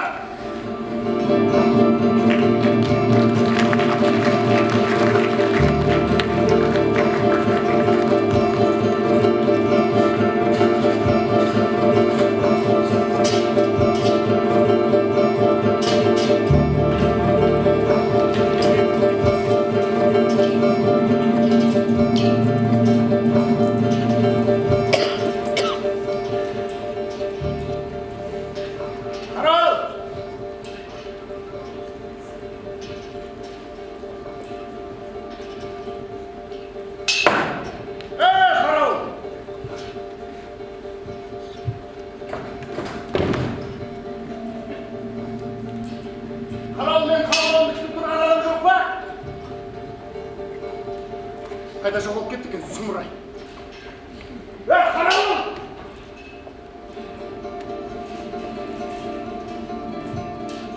Неге қарайсың? Неге қарамай? Неге қарамай? Екі болды, ешкімнің басы қоғамын. Тамақты жібітетін суда жоқ. Тұтқынның тамағы, суы, тазалығы уақытылы болу керек. Ал анау дұрыс жұмыс жасағысы келмейді, оған жақсылап тұрып дүре салдыру керек. Айқайлама! Ол енді келмейді. Неге? Өлтірілген.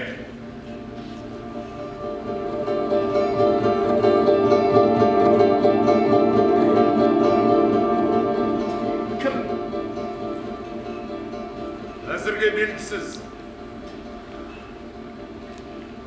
Обал болған екен. Жаман жігіт емес. Әсіресе саған. Тіпті маған болса да. Сол баяқсардан тұтқындардан басқа кімдердің жаны ауырады дейсің. Егер қарауыл өлтірген болса, бізге жаңа қарауыл тағайындау керек. Тағайындалған. Тағайындалса қайда жүр, келмей ма? Алдыңда тұр.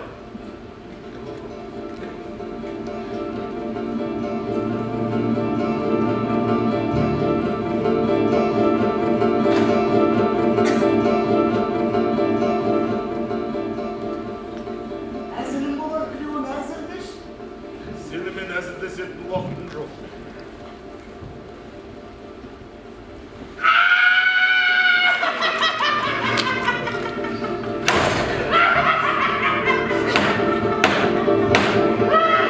Неменеге мәз болып тұрсың? Қалай бәлі болмай, қалай? Қалай шамасы болса? Енді жоғары соттың өзі маған қызмет етіп, дәретіңді тауып жүрсе қалай шамасы болмай ма? Дәретіңді өзің шығарасың оңбаға. Сен еске білесің, жүресің, Клеон. Клеон, саған не болды? Не болды? Жоғары жақы жақпай қалды ма? Жоғарда олар сенің әлі түрме қарауыл екеніңді білмей ма, Клеон? Мен өзім сұрандым.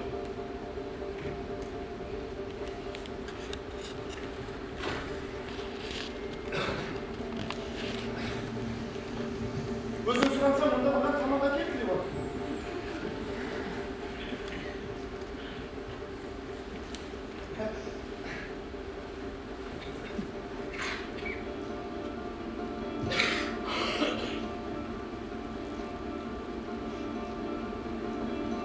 Екі күннің тамағына келіп Клеон.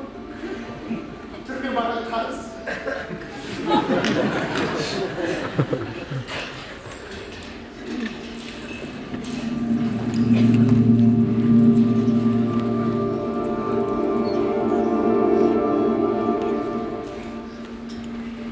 Сен неге келдің? Мен неге жақтырмай тұрсың, Герастрат? Сені қажет емес жерде сақиды қалатын өзің. Мен ештеңеге араласпаймын, мен тек сендердің логикаларыңды түсінгім келді. Қайдағы логика, патша айтқан жоқ па, Герастрат ұмытыңдар деп ұмытыңдар мені. Сен немене ұмыт болу үшін өртедің бе? Жоқ, Герастрат, сен ұмытуға болмай. Сен үнемі ауызда ұрпақтан ұрпаққа жетуің керек. Халық алданып қалмау үшін сен ұмытуға болмай, Герастрат. Сонда сендер мені 2000 жыл бойы соттамақсыңдар ма? Орындалса, жер бетінде адам болғанда сенің сотың аяқталмақ емес. Әні тағы бір әкенді, ұрпақтар оны көрсе, күлкіден өлетін шығар. Әкел, аспазардың үндері тамашалайды. Түрегел! Қарауыл келгенде қылмыскер түрегеліп тұру керек. Тұр орнынан! Ашыланба Клеон тұрды ма? Мына жерді тазалап алмай тамақ ішпейсің. Әйтпесе мына бұламықты бетіңе шашып жібереді. Не мынау? Апельсин балық. Мынау ше? Банан қабығы, Клеон, банан.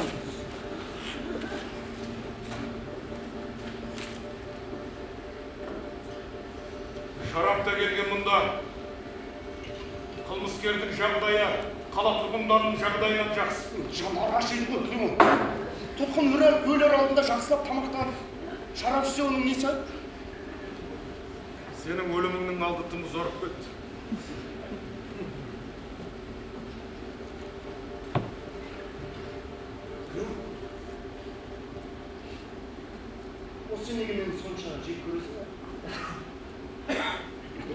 болса атар еді. Демек бұл деді екеумізге қатар орын жоқ қой. Тамағым шылаған соң ыдыс аяғыңды жуасың. Мына жерді тазалайсың. Тәртіп орнататын бұл жерді ұқтың ба? Шашақ мен емес, келушілер. Келушілер енді болмайды, бұл жаған театр емес. Үрме! Дұрыс айтасыз, Клео. Мен келгенде болмаса. Әмірші, түрмеге күнге қай кезде беруге өзірді. Я, меніңше де солай. Әмірші өзі басқарып отырған қаладағы түрмеде не болып жатқан білу керек.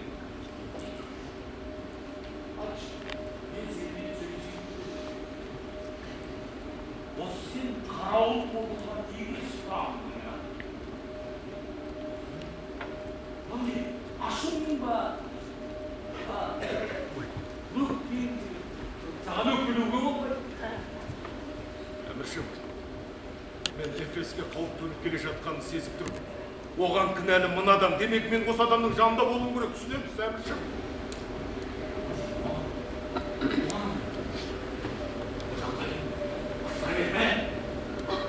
Қандай қауіп?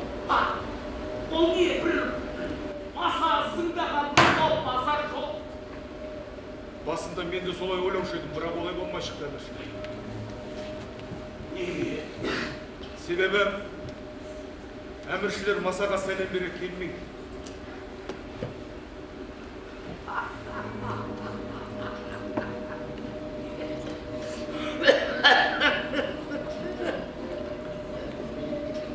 Сонда сен оны мені оғымен сөйлесейін бекер.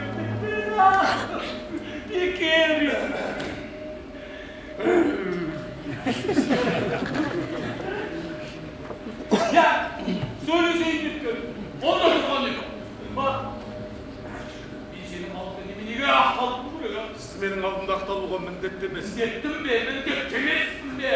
Онда сенің жұмысың болмасын. Тойдың senin әділеттігіңе.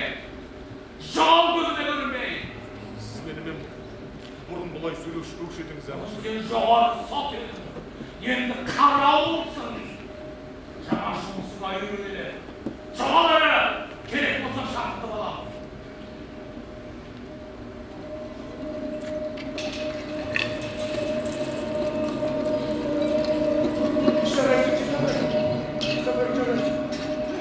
Оны орнына қоятын уақыт баяғыда болған.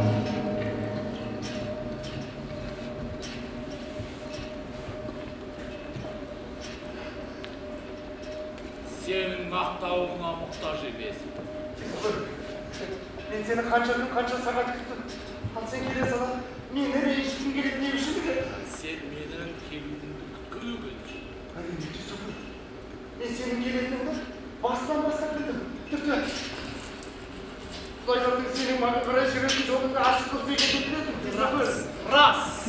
Сенімен аз боз әңгіме соққанға келгені рас.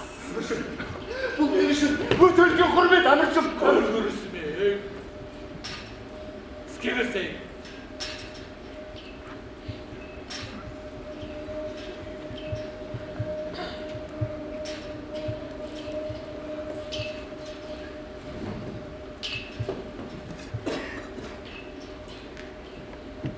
Қала тұрғындары сені Клементинаны сүйет деп сайрап жүр. Қала тұрғындар не демейді, әміршім?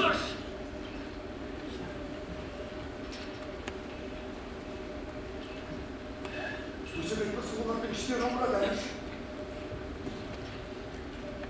Солай ма? Солай. Ал мен сені мұндай қадамға бақытсыз махаббат үшін барды деп жүрсем. Бақытсыз махаббаты. Ондайдың аты жоқ, әміршім, махаббат жоқ. Бар болғаны танк қоймаған маса бермей жүрген танк.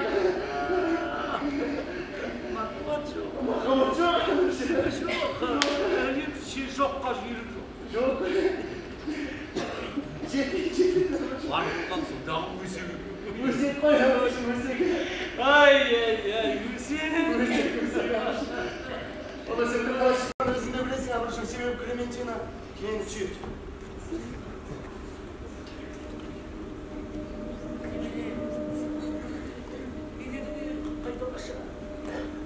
Клементина маған ғашық болып қалған деймін, Әміршім.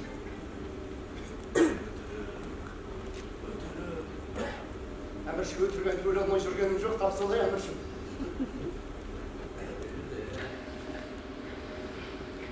Махаббат деген сезім ғой, қол бастайтын қандай дәлел болуы мүмкін? Сонда Клементина осында келді ме? Мен Әміршім, мен түрмеден шығып сарайға барғаным жоқ, келді. Сұраққа жауап бер! Клементина осында келіп, менің мойным асылғаны рас, Әміршім. Оны мен қайдан білемейді? Онда түрме қарауылыңды өлтірді.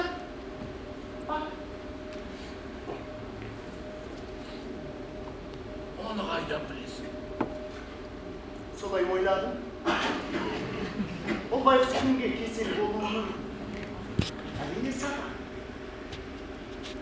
Басың жаман істемейді, Миростат. Я өлтірттім. Жанұямыздың ұятын білетін адам кімге керек? Мына екеуінің араларың мұндай күрделі болады деп ойлаған. Сондықтан да оны өлтіргенім өте дұрыс болған, Әміршім. Енді сенің кезегің.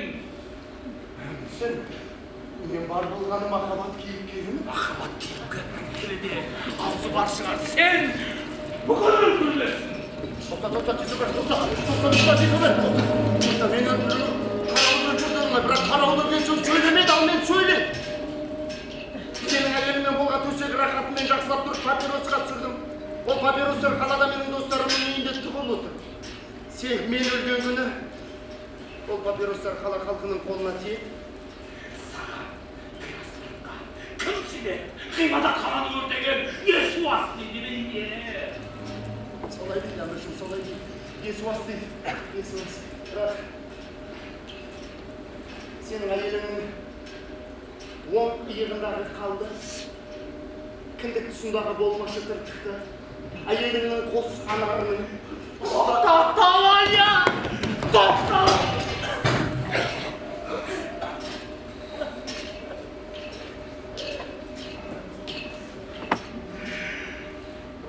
Ол сенен болған екен.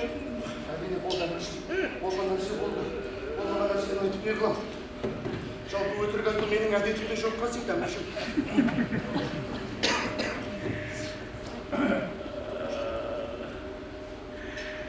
Енді мен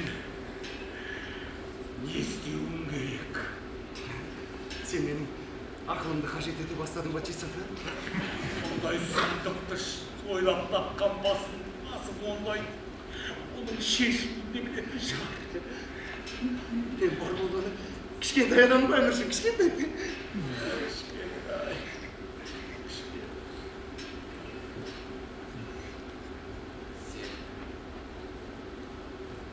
Әмірші болсаң не істеп едің?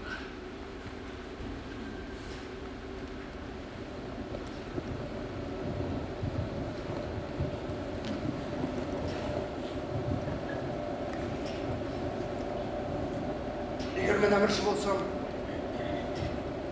Геростратты жазаға тартпас едім. Оны толығымен ақтап та шығармас едім. Оның бостандығының бір тінін өзімнің қолымда ұстар едім. Тұмандатпай ашық айт. Сені өлтіретін мен емес, нәпестіктер. Ертеңнен арғы күні Делфиден шапқыншы келеді. Құдайлар да сенің өліміңді қалайтын шығар. Тезағар, тыңдашы. Мен саған менің құдайлардан қалай өмірім қалғанын айтайын. Сен қорықпа, мен ештеңе бұл жол қосып тұрғаны жоқ. Барлығы басымнан өткен оқиға. Бір көп ақша тапсам деп үнемі армандайтын едім. Бағында Әтеш төбелесінде байқап көргім келді. Содан ең күшті, ең мықты деген тұмсығы тура қыранның тұмсықтарындай, тырнақтары жез тырнақтың тырнақтарындай төбелеске құлшынып тұрған бір тарғыл әтеш сатып алдым. Сосын қаладағы не бір әтеш ұстайтын бай Феодорға келіп екеуміз шартқа отырдық. Ол өзінің ең тәуір деген қара әтешін мен тарғылымды шығарып мыңғырақмадан бәстіктік. Төбелес басталды. Алғашқы сәттен ақ менің тарғылым оның қара әтешінің жүнін жыла бастады. Осы кезде Феодор маған тоқтай тұр. Сенің тарғылың менің әтешімді өлтіретін бол, дегенмен мен қара әтешіме құдайлардан жәрдем сұрап келейін деп. Мен жарайды сұра. Бірақ саған енді құдайлардың көмегі тимейді дедім. Мен саған. Мен құдайларға құлшылық етіп келген қара әтешті танымай қалдым. Құдды бір дем салғандай, күшіне сырттан күш құйғандай. Ол бірде менің әрең тұрған тарғылымды жерге алып ұрды да, жүнін бұратып жүрегінің тұсынан тесіп жіберді. Байғұс тарғыл жан тапсырды. Мен Феодорға мыңғырақман бердім де, далаға шығып екі қолымды көкке көтеріп.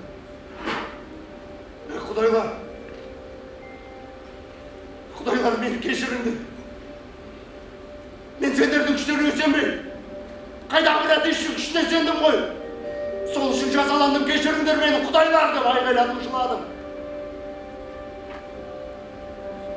Осы кезде маған Феодор келді.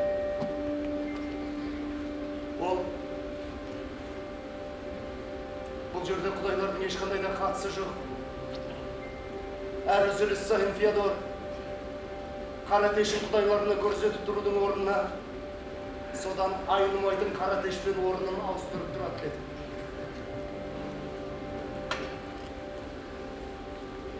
Бұл дүниеде арсыз адам құдайларды да жеңеді екен, Тесофер. Мен бұл ақиқатты мың рахмаға сатып алдым, ал саған су тегін беріп тұрмын.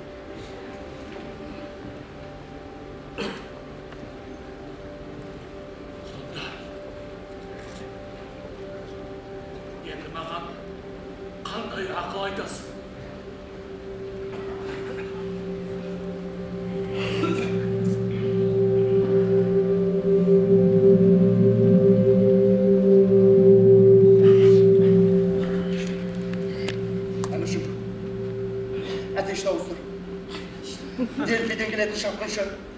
Құдайлардың сөзін әміршінің ойынан шығатын етіп жеткізсін. Ал әміршіге Геростраттың тірі қалып оған қызмет еткені тиімді. Ғибадат атқананың әулие әмірлерін іздейміз, олар қарап қалмайды. Біз олардың аяқтарын беттеріне басамыз. Олардың айта беретін Зевстің от қамшысы қайда? Артемиданың өзі қайда? Ғибадат атқананы өртеген мен, міне алдыңда отырмын. Ақымақ емессің, Герострат, ақымақ емессің. Ана, екеуміздің арамыздағы жүрген ортақ әйелді не істейді? Қайда ортақ әйел? Қайда ортақ әйел? Бұл әйел сені қаласың, сені мен ғана тұра. Мен басқаша айтқандардың тілін кесіп алам, әміршім. Сен және мен екеуміз халық кеңесін таратамыз. Сосын біз айтқан үкімді орындайтын сот құрамыз, әміршім. Тесофер, сен менен артық көмекші таппайсың, сен қартайдың. Өшіріңді!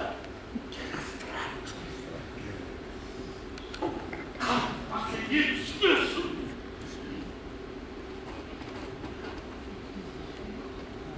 Әмірші тағайындалған соң қолына келсе де, келмесе де билік қылуың керек. Әскер, мен сені аса қалдым. Халықтың қармен қорқақ.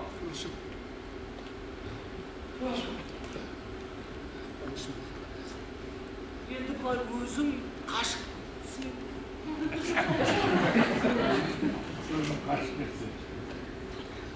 Бұрын болатын еді, әміршім. Бірақ қазір қаралық қимылмыз. Әңгіме сонда болып тұр ғой. Эфестегі коррупция вирусы ала алмаған жалғыз адам. Не істейміз, әміршім? Ойланып тұрмын. Осы Герострат сен мына малды немен кесесің, а? Нанды еселеп қорламаймын, әміршім. Қолмен сындырам. Ай, қолым лас қой. Лас.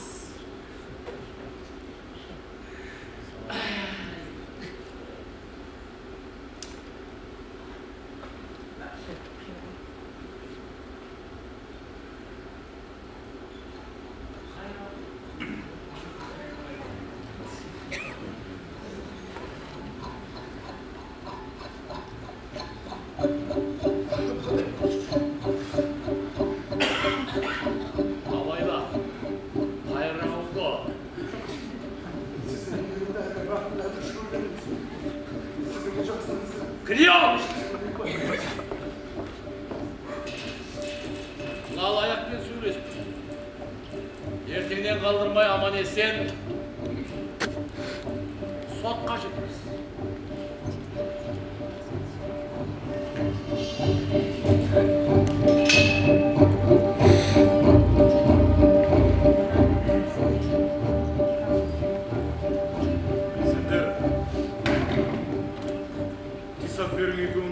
Қандай ойларың бар? Ол патша, маса, не ойлайсыздар? Не туралы сөйлестіңдер? Ауа райы.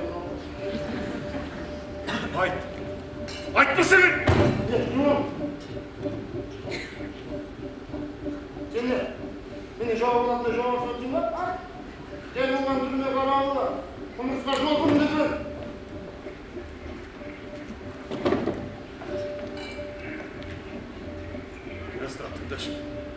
Жүрегіңде бір мысқылда болса да бір туған еліңе, туған жеріңе деген бір тыңдашы сен. Тыңдашы сен нефесті тудың, мен нефесті тудым. Сен өзің туған жеріңе, туған халқыңа орны толмас қасірет жасадың. Түсінесің бе? Мен нефеске қауіп төніп келе жатқанын сезіп тұрмын. Терсафердің ойлаған қандай ойларың бар, тоқтатыңдар. Басын аяқ ұрып тұрып жалдан тоқтат, Герастра. Тоқта. Заңмен ала алмаған соң енді көз жасымен жүгітпексің ба? Оның балама емес.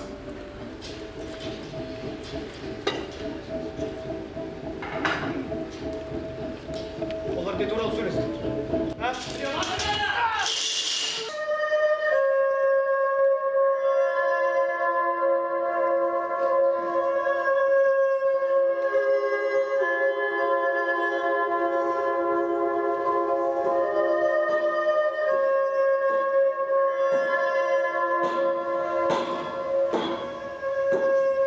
Герострат, адамдар Артемиданың ғибадатханасын қайта қалпына келтірмек. Адамдар Эфестің тұрғындары. Есіңдер мадыш? Есіңдер жоқ.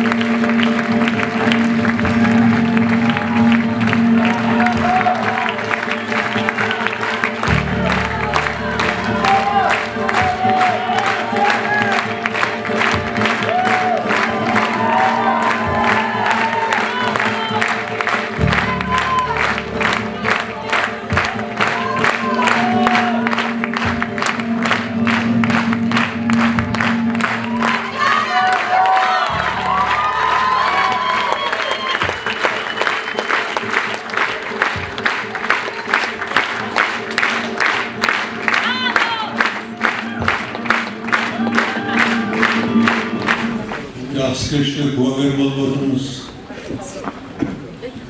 Театрдың еңбегі жанып, халыққа сүйкімді спектакль көрсетіп жатуы бұл үлкен мейрам. Әсіресе соның ішіндегі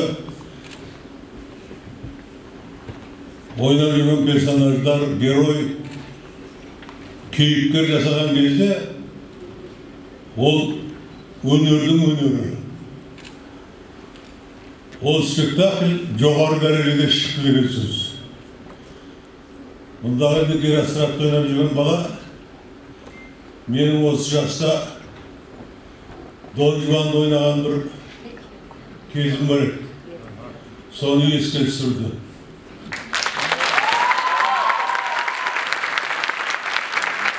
Әр қимылы, әр көзқарасы, қарым-қатынасы пластика дейді. Жүріс-тұрысы барлығы өзінің бойында. Бұны енді кейіпкер рөлді әркім ойнайды. Бірақ кейіпкер жасау әр актердің қолынан келмейді. Мен ойлаймын, мына бала інім актер кейіпкер жасады.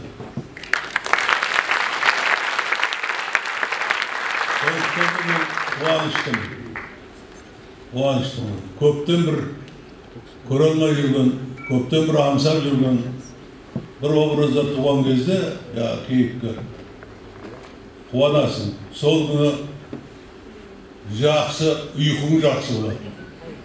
Көңіл күйің жоғары болады. Сондықтан мен бүгін бұлау коллективті үлкен жақсы спектакльменен, үлкен өнеріменен құттықтаймын.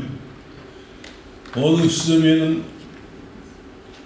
оқушым, менің артымнан келе жатқан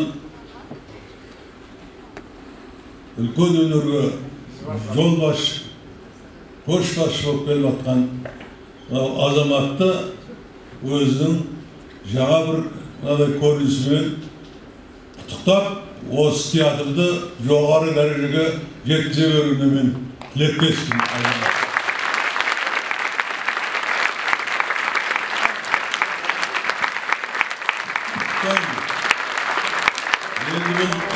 Сәбиттің де бұған қатысы бар. Осы екеуі бұл жақында ғана кетті, мүмкін жақында ғана келді. Біріне-бірге эстафетаны беріп жатыр. Осысымен мен қуанамын. Осылардың еңбегі жансын. Еңбегі жана берсін. Осы артымызда келе жатқан осындай талантты жігіттердің жақсы жұмысын көргенде қуанасың, рахаттанасың. Бізді рахаттандырып Бұл коллективімен құттықтаймын.